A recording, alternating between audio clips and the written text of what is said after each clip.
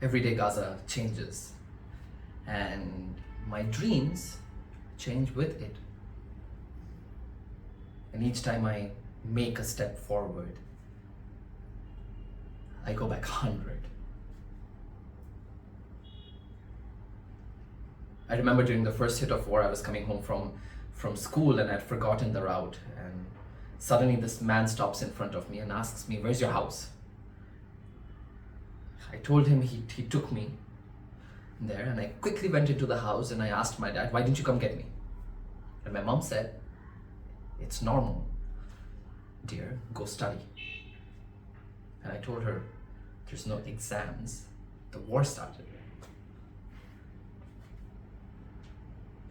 Later in the afternoon, a government building, next to us was hit.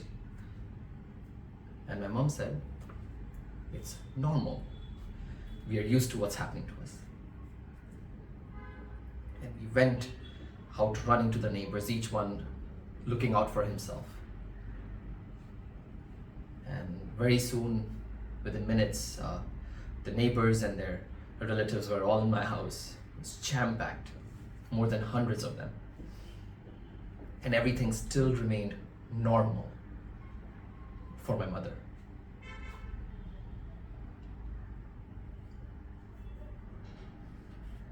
Next morning, my dad went out to get a loaf of bread, and he waited in line for 6 hours.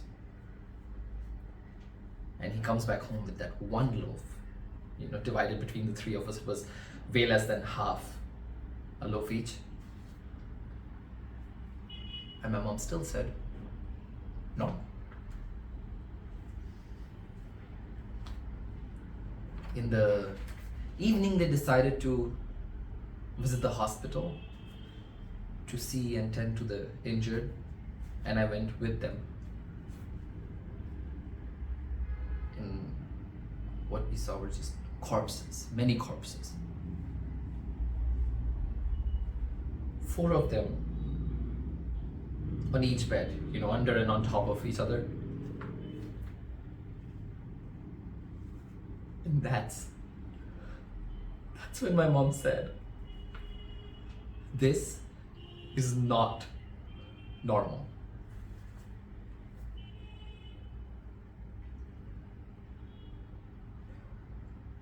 The war isn't over.